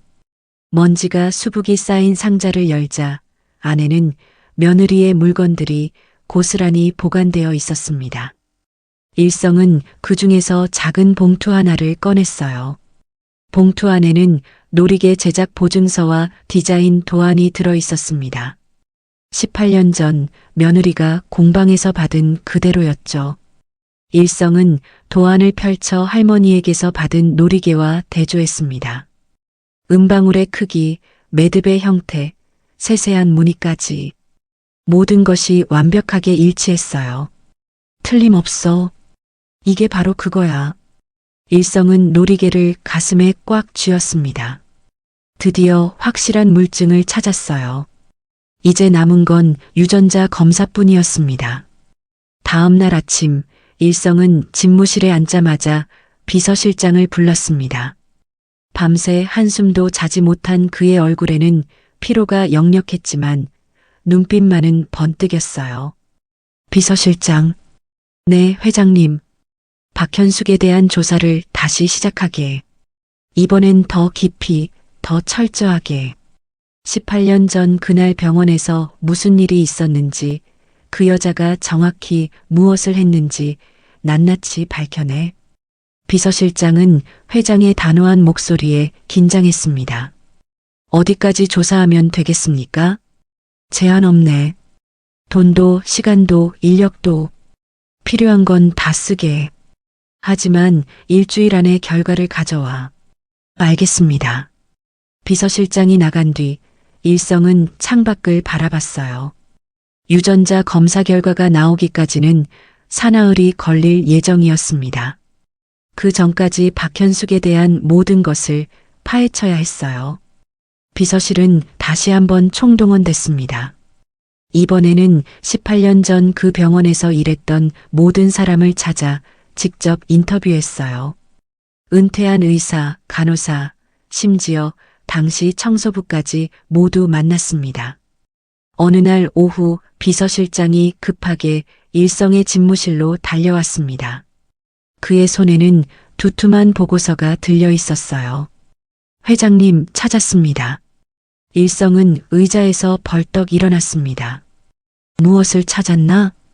당시 신생아실에서 일했던 조무사를 찾았습니다. 그 사람이 박현숙에 대해 결정적인 증언을 했습니다. 비서실장은 보고서를 펼쳤어요. 박현숙은 18년 전 5월 3일 회장님 아드님 부부와 같은 날 먼저 출산했습니다. 미혼모 신분이었고 경제적으로 극도로 궁핍한 상태였다고 합니다. 계속하게 그날 밤 아드님 부부가 교통사고로 실려왔을 때 병원 전체가 아수라장이었다고 합니다.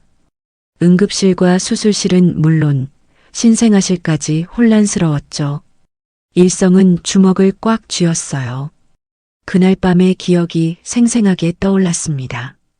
그런데 바로 그날 밤 조무사가 이상한 걸 목격했다고 합니다. 무엇을? 박현숙이 신생아실에서 두 아기의 침대를 바꾸는 걸 봤다고 합니다. 당시에는 혼란스러워서 실수인 줄 알았다고 합니다. 하지만 지금 생각해보니 비서실장은 말을 멈추고 일성을 바라봤어요. 식별띠까지 바꾼 것 같다고 합니다. 일성의 얼굴이 하얗게 질렸습니다. 확실한가? 네. 조무사는 당시 이상하다고 생각했지만 박현숙이 선배 간호사였고 자신은 신입이라 감히 말을 못했다고 합니다. 그리고 며칠 뒤 박현숙이 횡령 사건으로 도주하는 바람에 그 일을 까맣게 잊고 있었다고 합니다. 일성은 책상을 주먹으로 쾅 내리쳤어요. 그 소리가 집무실에 울려 퍼졌습니다.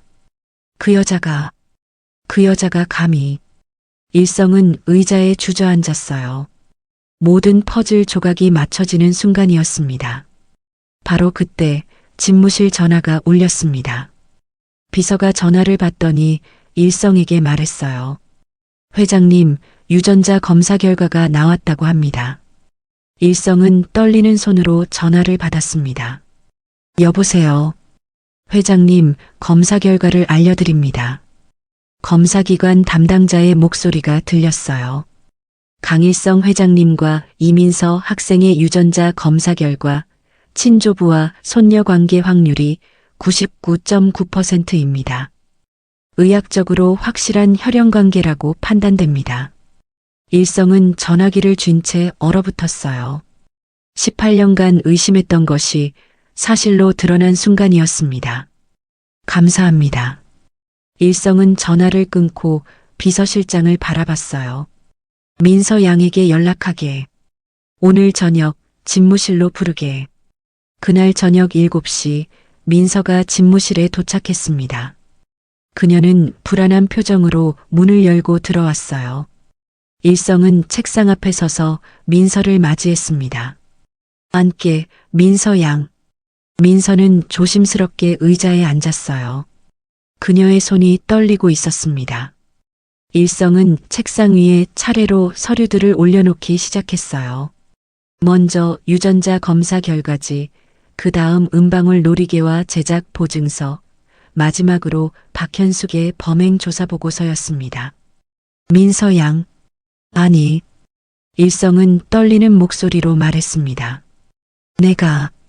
내가 내 할아버지다. 민서의 눈에서 눈물이 주르르 흘러내렸어요. 박현숙은 자신의 딸을 우리 집에 남겨두고 내 진짜 손녀인 너를 보육원에 버렸어. 그리고 모든 걸 감추기 위해 횡령 사건을 만들어 해외로 도망쳤지. 민서는 말없이 울었습니다. 일성도 눈물을 참을 수 없었어요. 미안하다. 정말 미안하다. 내가 18년 동안 고생한 걸 생각하면. 일성은 더 이상 말을 잇지 못하고 민서를 꽉 껴안았습니다. 18년 만에 되찾은 손녀. 그 품이 너무나 작고 가늘어서 일성의 가슴이 미어졌어요. 할아버지. 민서가 처음으로 그렇게 불렀습니다. 서툴고 떨리는 목소리였지만 그 한마디에 일성은 18년간의 공허함이 채워지는 걸 느꼈습니다. 두 사람은 한참을 그렇게 안고 울었어요. 밤은 깊어가고 있었지만 그들에게는 새로운 시작이었습니다. 집무실을 나선 민서는 한동안 멍하니 서 있었습니다. 비서가 준비한 차가 저 앞에서 기다리고 있었지만 그녀는 발이 떨어지지 않았어요. 방금 전까지 있었던 일이 꿈만 같았습니다. 자신에게 진짜 할아버지가 있다는 것, 친부모가 있었다는 것, 그들이 자신을 사랑했다는 것, 모든 게 너무 갑작스럽고 믿기지 않았어요. 민서야. 뒤에서 일성의 목소리가 들렸습니다. 민서는 천천히 돌아봤어요. 일성은 여전히 눈가가 붉었지만 얼굴에는 부드러운 미소가 걸려 있었습니다. 집에 가서 할머니께 말씀드려라. 내일 다시 만나자. 민서는 고개를 끄덕였어요. 그리고는 차를 타고 옥탑방으로 돌아갔습니다. 계단을 오르는 내내 민서는 어떻게 할머니께 말씀드려야 할지 고민했어요. 자신을 18년간 키워준 할머니. 피 한 방울 섞이지 않았지만 진짜 가족보다 더 큰 사랑을 준 그분께 어떻게 말해야 할까요? 문을 열고 들어서자 할머니가 부엌에서 저녁을 준비하고 있었습니다. 민서야, 왔니? 검사 결과는 어땠어? 민서는 대답 대신 할머니를 꽉 껴안았어요. 그리고는 한참을 울었습니다. 할머니는 민서의 등을 토닥이며 기다려줬어요. 한참 뒤에야 민서는 떨리는 목소리로 모든 것을 설명했습니다. 할머니는 민서의 이야기를 들으며 조용히 울었습니다. 기쁨의 눈물인지 슬픔의 눈물인지 알 수 없는 복잡한 눈물이었어요. 다행이다. 정말 다행이구나. 내가 드디어 진짜 가족을 찾았구나. 할머니의 목소리에는 안도가 묻어났습니다. 할머니, 하지만 제게는 할머니가. 알아, 너는 내 손녀야. 피가 안 섞였어도 넌 내 손녀고 나는 내 할머니야. 두 사람은 그날 밤 늦도록 이야기를 나눴습니다. 지난 18년의 추억을, 앞으로 펼쳐질 미래를요. 사흘 뒤 민서는 일성을 자신이 살던 옥탑방으로 초대했습니다. 일성은 비서의 만류에도 불구하고 혼자 그곳을 찾아갔어요. 낡은 건물의 가파른 시멘트 계단. 일성은 한 계단 한 계단 천천히 올라갔습니다. 페인트가 벗겨진 벽, 삐걱거리는 난간. 손녀가 18년간 오르내렸을 이 계단을 밟으며 일성의 가슴은 점점 무거워졌어요. 옥탑방 문 앞에 도착했을 때 민서가 문을 열고 나왔습니다. 할아버지, 오셨어요? 그래, 민서야. 일성은 민서가 할아버지라고 부르는 것에 아직도 익숙하지 않았지만 그 호칭이 들릴 때마다 가슴이 따뜻해졌어요. 좁지만 들어오세요. 문을 열고 들어선 일성은 그 자리에 멈춰 섰습니다. 방은 정말 좁았어요. 작은 부엌, 거실과 방이 구분되지 않은 공간, 낡은 가구들. 하지만 그 안은 깨끗하게 정돈되어 있었습니다. 일성의 시선이 벽 한쪽에 붙어 있는 상장들에 멈췄어요. 모범상, 개근상, 효행상. 민서가 학창 시절 받은 상들이었습니다. 비록 명문 학교는 아니었지만 민서는 최선을 다해 공부했던 거예요. 민서야, 이건 부끄럽죠? 별것도 아닌데. 민서가 머리를 극적였지만 일성은 고개를 저었습니다. 아니다. 정말 자랑스럽구나. 일성의 시선은 다시 찬장으로 옮겨갔어요. 거기에는 할머니의 약봉지들이 가득 쌓여 있었습니다. 당뇨약, 혈압약, 소화제. 할머니가 얼마나 아프신지 한눈에 알 수 있었죠. 할머니 약값이 많이 들었겠구나. 네. 하지만 괜찮아요. 제가 벌었으니까요. 민서는 태연하게 말했지만 일성은 그 뒤에 숨겨진 고생을 알 수 있었어요. 얼마나 많은 밤을 배달하며 보냈을까요? 얼마나 많은 눈물을 흘렸을까요? 할머니가 부엌에서 차를 내오셨습니다. 회장님, 변변찮은 곳에 와주셔서 감사합니다. 아닙니다. 제가 감사드려야죠. 18년간 우리 손녀를 이렇게 잘 키워주셔서요. 일성은 할머니의 손을 잡았어요. 거칠고 주름진 손이었습니다. 평생 고생한 흔적이 고스란히 남아있는 손이었죠. 할머니, 이제는 제가 모시겠습니다. 할머니와 민서, 두 분 다요. 할머니는 황급히 손을 저었습니다. 전 괜찮아요. 민서만 잘 보살펴 주세요. 아닙니다. 할머니는 우리 민서의 진짜 가족이십니다. 당연히 함께 가셔야죠. 일성의 단호한 목소리에 할머니는 눈물을 흘렸어요. 민서도 두 사람의 손을 꼭 잡았습니다. 그날 오후 일성은 민서를 데리고 저택으로 향했습니다. 민서는 차창 밖으로 스쳐 지나가는 거리를 보며 조용히 앉아 있었어요.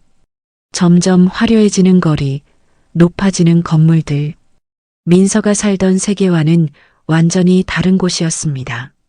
저택 앞에 도착했을 때 민서는 입을 떡 벌렸어요. 드넓은 정원, 웅장한 건물. 마치 영화에서나 봤을 법한 곳이었습니다. 여기가 할아버지 집이에요? 그래. 그리고 이제는 내 집이기도 하단다. 일성은 민서의 손을 잡고 현관으로 들어갔어요. 하인들이 일렬로 서서 고개를 숙였습니다.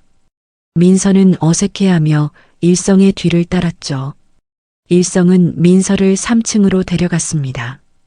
긴 복도를 지나 가장 안쪽 방 앞에서 멈춰 섰어요. 민서야, 이 방은 18년간 아무도 들어가지 못하게 했던 곳이다. 일성은 열쇠를 꺼내 문을 열었습니다. 문이 열리자 오래된 공기가 흘러나왔어요. 하지만 방 안은 깨끗하게 관리되어 있었습니다. 민서는 조심스럽게 방 안으로 들어갔어요. 방 안에는 젊은 부부의 사진이 벽에 걸려 있었습니다. 행복하게 웃고 있는 두 사람. 민서는 그 사진 앞에서 발걸음을 멈췄어요. 저분들이, 그래, 내 아버지와 어머니시다. 민서는 사진 속 남자를 뚫어져라 바라봤습니다.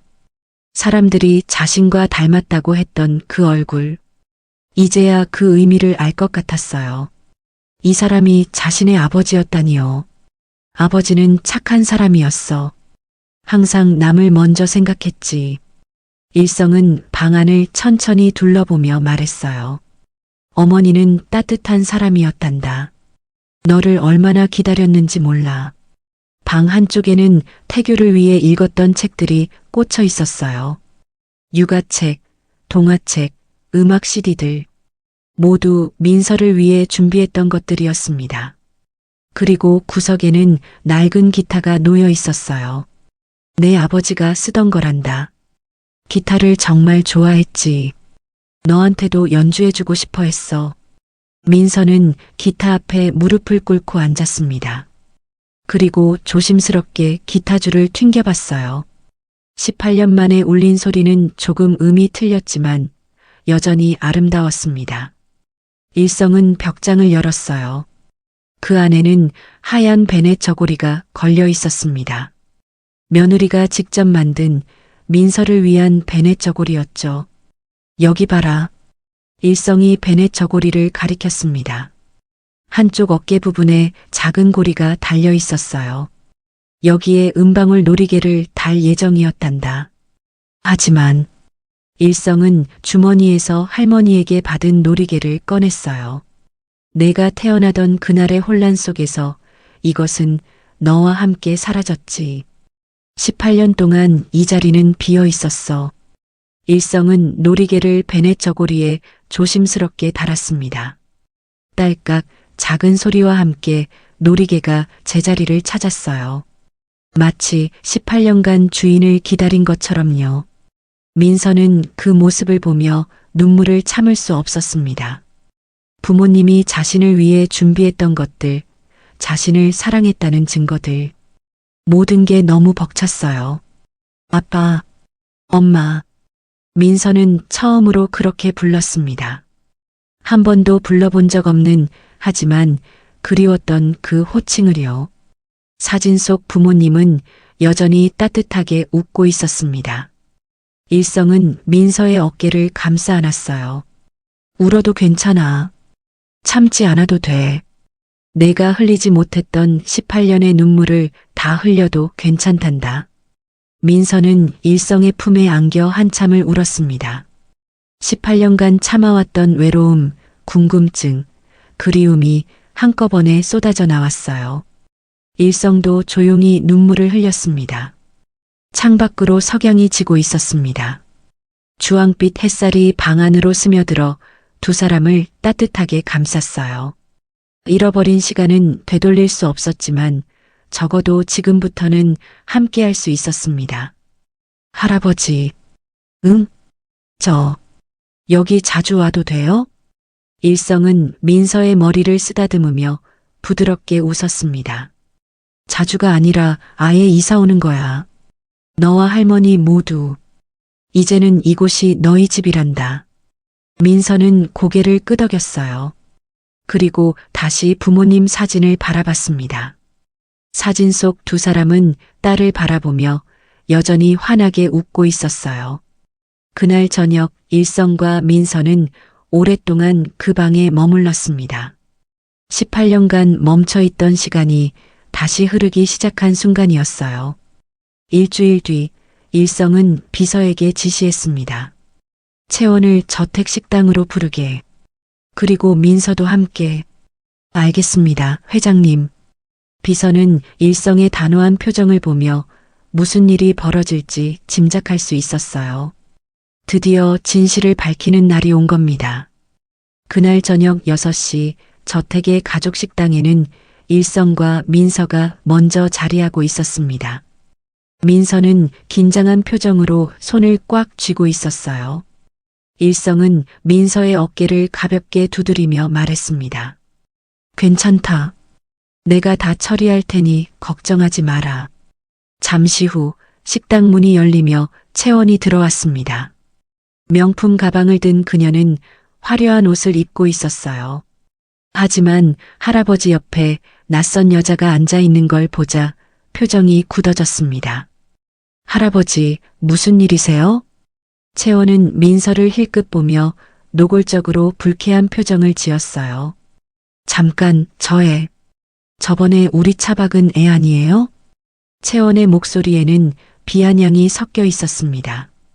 왜 저런 애가 여기 있는 거예요? 설마 할아버지가 또 불쌍해서 밥이라도 사주시는 건가요? 일성은 대답하지 않았어요. 그는 조용히 책상 서랍에서 서류들을 꺼내 테이블 위에 하나씩 올려놓기 시작했습니다. 채원은 서류들을 보며 점점 불안한 표정이 됐어요. 할아버지, 이게 대체 뭐예요? 앉아라. 일성의 목소리는 차갑고 단호했습니다. 채원은 본능적으로 그 무게를 느끼고 조심스럽게 자리에 앉았어요. 채원아. 일성은 채원을 똑바로 바라봤습니다. 오늘 내가 너한테 할 말은 평생 듣게 될 말 중 가장 충격적인 것일 거다. 할아버지, 무슨. 조용히 듣거라. 일성은 천천히 하지만 또박또박 말하기 시작했어요. 18년 전 그날 밤의 이야기를, 박현숙이라는 간호사가 두 아기를 바꿔치기 한 이야기를, 그리고 채원이 사실은 자신의 핏줄이 아니라는 사실까지요. 채원의 얼굴이 점점 하얗게 질려갔습니다. 거짓말이에요. 채원이 벌떡 일어나며 소리쳤어요. 할아버지가 노망나신 거예요. 그럴 리가 없어요. 채원은 민서를 가리키며 손가락질했습니다. 저 여자가 사기꾼이에요. 꽃뱀이라고요. 할아버지 재산 노리고 접근한 거예요. 채원아. 일성은 여전히 차분했어요. 그는 박현숙의 사진을 테이블 위에 올려놓았습니다. 이 사람을 아느냐? 채원은 사진을 보자 말문이 막혔어요. 본 적은 없지만 어딘가 자신과 닮은 구석이 있는 여자였습니다. 이 사람이 내 친어머니다. 박현숙. 18년 전 너를 낳고 나와 내 손녀를 바꿔치기 한 사람이지. 채원은 고개를 세차게 저었습니다. 아니에요. 내 엄마는 18년 전에 돌아가셨다. 하지만 그건 내 며느리였어. 너를 낳은 사람은 박현숙이고 그 여자는 지금 해외 도피 중이다. 일성은 유전자 검사 결과지를 채원 앞으로 밀었어요. 이건 나와 민서의 유전자 검사 결과다. 99.9% 일치. 의학적으로 확실한 조손관계지. 채원은 서류를 집어들었다가 바닥에 떨어뜨렸어요. 손이 너무 떨려서 제대로 잡을 수가 없었습니다. 안 돼요. 채원의 목소리가 점점 작아졌습니다. 모든 것이 사실임을 깨닫기 시작한 거예요. 그럼 저는 뭐예요? 채원은 주저앉으며 울음을 터뜨렸습니다. 제가 지금까지 누려왔던 건 다 거짓이었단 말이에요? 일성은 대답하지 않았어요. 침묵 그 자체가 대답이었습니다. 채원은 한참을 울다가 갑자기 전략을 바꿨어요. 그녀는 일성의 바짓가랑이를 붙잡으며 애원하기 시작했습니다. 할아버지, 전 몰랐어요. 전 정말 아무것도 몰랐다고요. 채원의 목소리는 처절했습니다. 제발 저 쫓아내지 마세요. 저한테는 할아버지밖에 없어요. 제가 잘못한 게 뭐예요? 전 그냥 태어났을 뿐인데. 일성은 채원을 내려다봤어요. 그의 눈빛에는 연민이 서려 있었지만 동시에 단호함도 있었습니다. 일어나라, 채원아. 싫어요. 제가 친손녀보다 더 잘할게요. 제발요. 채원은 바닥에 엎드려 울었어요. 하지만 일성은 흔들리지 않았습니다. 채원아, 너도 피해자다. 내 생모의 뒤틀린 욕망에 이용당한 피해자지. 일성은 채원을 일으켜 앉혔어요. 하지만 사실은 변하지 않는다. 내가 18년간 누린 모든 것은 저기 있는 민서의 것이었어. 채원은 민서를 돌아봤습니다. 민서는 아무 말 없이 조용히 앉아 있었어요. 그 모습이 채원을 더 분노하게 만들었습니다. 그럼 저보고 어떡하란 거예요? 다 내놓고 나가란 거예요? 그래. 일성의 대답은 단호했습니다. 이 집에서 그리고 내 재산에서 너는 아무런 권리가 없다. 상속도 재산도 아무것도. 채원은 다시 주저앉았어요. 그녀의 세계가 무너지는 순간이었습니다. 하지만 일성이 다시 입을 열었습니다. 18년간 나는 너를 손녀로 알고 키웠다. 그 시간이 거짓이었다 해도 그 정만큼은 진짜였어. 일성은 비서에게 눈짓했어요. 비서가 새로운 서류를 가져왔습니다. 이건 해외 유학 자금이다. 너를 위한 마지막 배려지. 채원은 서류를 받아들었어요. 거기에는 상당한 액수의 유학 자금과 생활비가 적혀 있었습니다. 이것이 내가 손녀로 알았던 너에게 베푸는 마지막이다. 이제 박현숙의 딸이 아닌 내 진짜 인생을 찾아라. 강채원이 아닌 너 자신으로 살아가거라. 채원은 서류를 꽉 쥐었어요. 분노와 슬픔과 절망이 뒤섞인 표정이었습니다. 감사하단 말은 안 할 거예요. 채원의 목소리는 차가웠습니다. 그리곤 자리에서 일어났어요. 마지막으로 민서를 바라봤습니다. 민서가 입을 열려 했지만 채원은 손을 들어 막았습니다. 됐어요. 더 이상 듣고 싶지 않아요. 채원은 식당을 나가며 뒤도 돌아보지 않았어요. 그녀의 뒷모습은 쓸쓸했습니다. 얼마 후 채원은 짐을 싸서 저택을 떠났습니다. 18년간 살았던 집을 떠나는 그녀의 얼굴에는 눈물이 없었어요. 대신 차갑고 단단한 표정만 있었습니다. 채원이 떠난 뒤 저택은 조용해졌습니다. 일성은 서재에 앉아 창밖을 바라봤어요. 옳은 일을 했지만 마음이 편하지만은 않았습니다. 할아버지, 민서가 서재로 들어왔습니다. 괜찮으세요? 그래, 괜찮다. 일성은 민서를 바라보며 미소를 지었어요. 이제 모든 게 제자리를 찾았으니까. 일성은 민서를 앉히고 새로운 서류들을 꺼냈습니다. 민서야, 이제 회사 지분과 재산을 상속할 절차를 시작해야겠구나. 하지만 민서는 고개를 저었어요. 할아버지, 저 받고 싶지 않아요. 뭐? 일성은 놀란 표정으로 민서를 바라봤습니다. 물론 할아버지의 손녀인 건 맞아요. 하지만 저는 제 힘으로 뭔가를 이루고 싶어요. 민서는 가방에서 두툼한 서류를 꺼냈어요. 이게 뭐냐? 사업 계획서예요. 민서의 눈빛이 반짝였습니다. 저는 배달 일을 하면서 많은 걸 배웠어요. 배달원들이 얼마나 힘든지, 어떤 시스템이 필요한지요. 그래서 생각했어요. 제대로 된 배달 플랫폼을 만들어 보면 어떨까 하고요. 일성은 사업 계획서를 펼쳤습니다. 거기에는 배달원 복지, 공정한 수수료, 고객 서비스 개선 방안 등이 빼곡히 적혀 있었어요. 배달원들이 존중받으면서 일할 수 있는 회사를 만들고 싶어요. 그리고 나중에는 요식업까지 확장해서 좋은 음식을 합리적인 가격에 제공하는 거예요. 민서는 열정적으로 설명했습니다. 물론 처음엔 작게 시작할 거예요. 할아버지 돈에 기대지 않고 제 힘으로요. 다만 민서는 조심스럽게 일성을 바라봤어요. 조언과 응원만 해주시면 감사하겠어요. 일성은 사업 계획서를 덮고 민서를 바라봤습니다. 그의 눈가가 촉촉해졌어요. 민서야.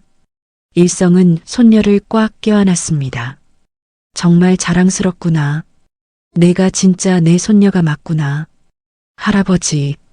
좋다. 내 뜻대로 해라. 하지만 완전히 혼자는 아니다. 내가 멘토로서, 투자자로서 옆에서 지켜볼게. 일성은 민서의 어깨를 두드렸어요. 그리고 실패해도 괜찮아. 할아버지가 있으니까. 민서는 환하게 웃었습니다. 그 웃음에는 자신감과 희망이 가득했어요. 그날 밤 일성은 아들 부부의 방을 다시 찾았습니다. 사진 속 두 사람을 보며 조용히 말했어요. 진우야, 우리 손녀가 정말 훌륭하게 자랐다. 내가 봤으면 얼마나 자랑스러워했을까. 사진 속 아들은 여전히 환하게 웃고 있었습니다. 마치 잘했어요. 아버지라고 말하는 것 같았어요. 일성은 은방울 놀이개가 달린 베네 저고리를 보며 미소 지었습니다. 3년이 흘렀습니다. 강남 한복판의 높은 빌딩 10층 민서 딜리버리 본사 회의실에서 민서는 직원들과 회의를 하고 있었어요. 깔끔한 정장을 입은 그녀의 모습은 3년 전 비오는 밤 낡은 스쿠터를 몰던 그때와는 완전히 달랐습니다. 배달원분들 복지 개선안은 다음 주부터 시행합니다. 휴게 공간 확충과 보험 혜택 강화, 그리고 우천시 추가 수당까지요. 민서의 목소리는 자신감으로 가득했어요. 직원들은 고개를 끄덕이며 메모했습니다. 그리고 신규 가맹점 오픈 일정도 확정됐죠? 이번 달 안에 10곳을 더 늘릴 겁니다. 회의가 끝나고 민서는 창밖을 바라봤어요. 저 아래 거리에는 민서 딜리버리 로고가 붙은 스쿠터들이 바쁘게 오가고 있었습니다. 3년 만에 회사는 업계의 신화가 되었어요. 혁신적인 배달 시스템, 배달원을 존중하는 문화, 합리적인 수수료. 민서가 직접 배달을 하며 느꼈던 문제점들을 하나하나 개선한 결과였죠. 대표님, 오늘 저녁 약속 잊지 않으셨죠? 비서가 조심스럽게 물었습니다. 물론이죠. 할아버지와 할머니가 기다리고 계시니까요. 민서는 미소를 지으며 가방을 챙겼어요.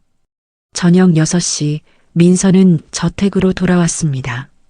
이제는 자신의 집이 된 그곳. 현관문을 열자 따뜻한 불빛과 함께 할머니의 목소리가 들려왔어요. 민서야, 왔니?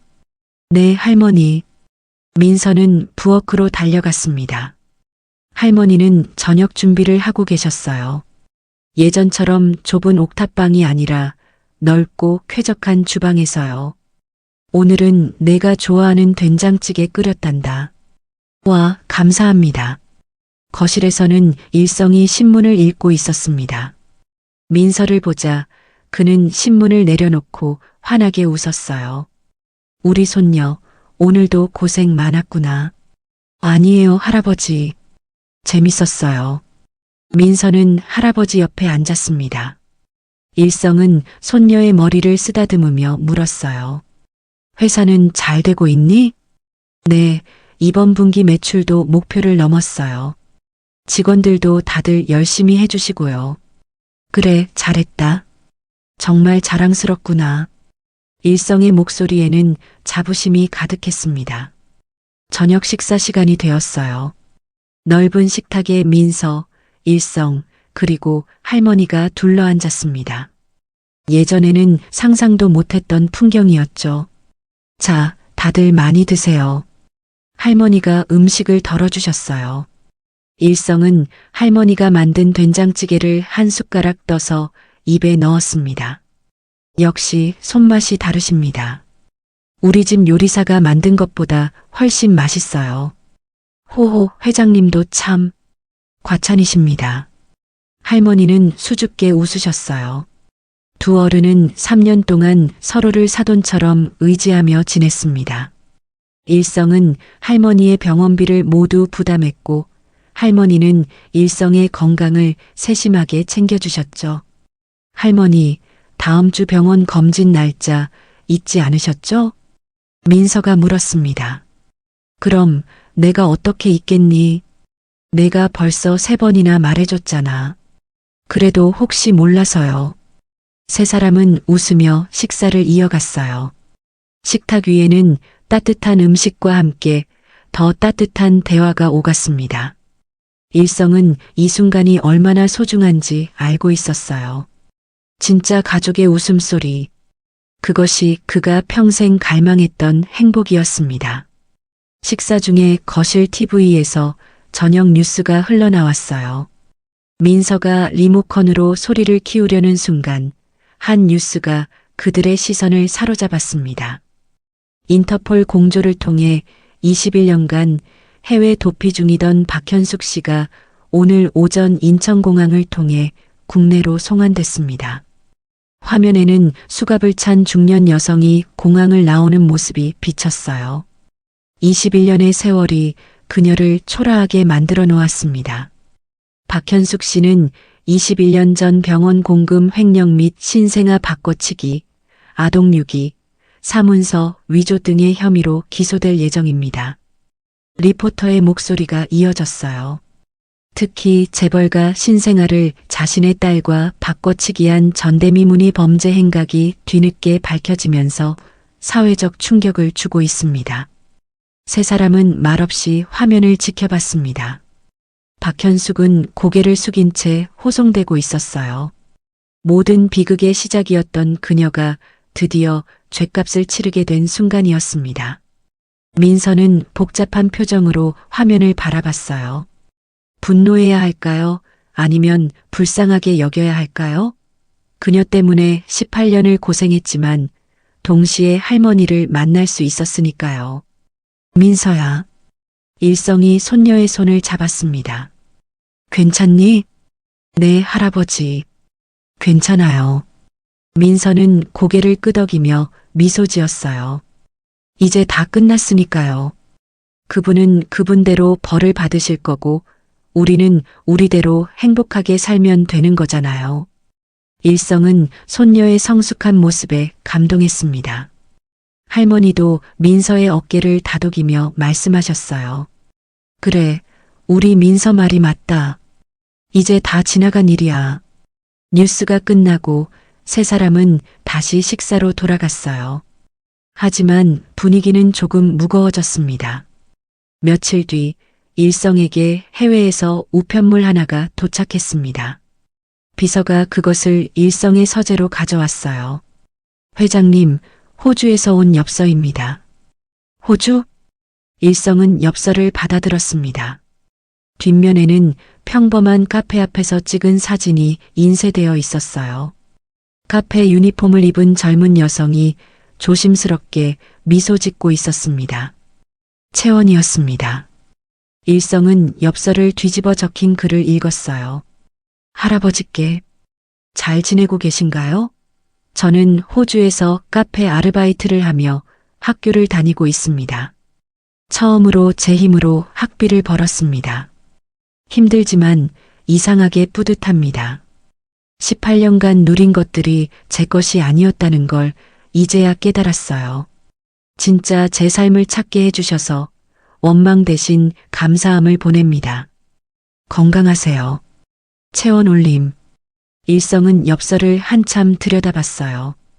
그의 눈가가 촉촉해졌습니다. 비록 핏줄은 아니었지만 18년간 손녀로 키운 아이였으니까요. 잘 살거라, 채원아.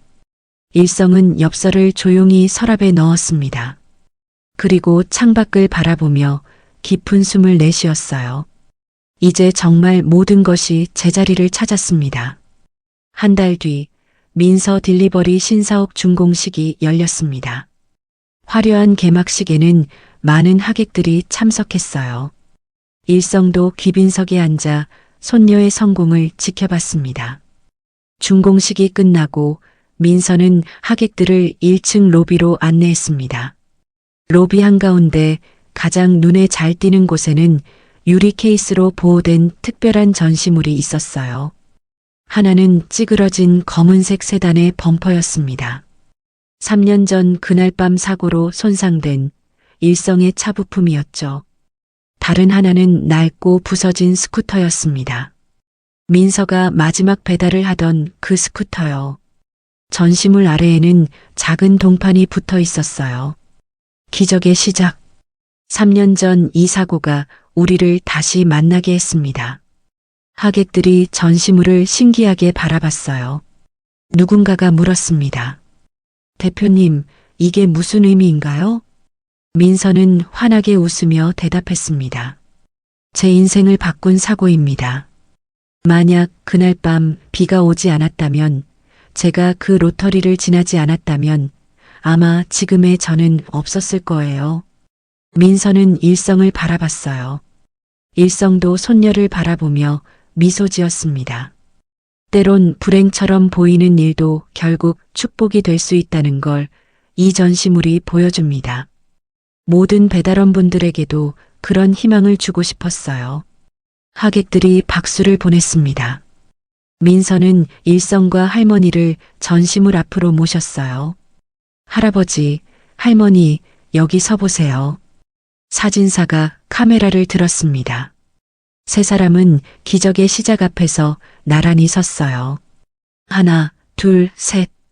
플래시가 터졌습니다. 그 순간을 포착한 사진 속에서 세 사람은 환하게 웃고 있었어요. 찌그러진 범퍼와 부서진 스쿠터를 배경으로, 하지만 그들의 얼굴에는 행복만이 가득했습니다. 오늘의 이야기가 당신의 마음에 작은 울림을 드렸다면 앞으로도 당신의 나날에 잔잔한 위로가 될 이야기들로 찾아뵐 수 있도록 구독과 좋아요를 눌러주세요. 그리고 사연의 주인공을 위한 따뜻한 말씀도 댓글로 부탁드립니다. 당신의 오늘을 늘 응원합니다. 인생 나날이었습니다.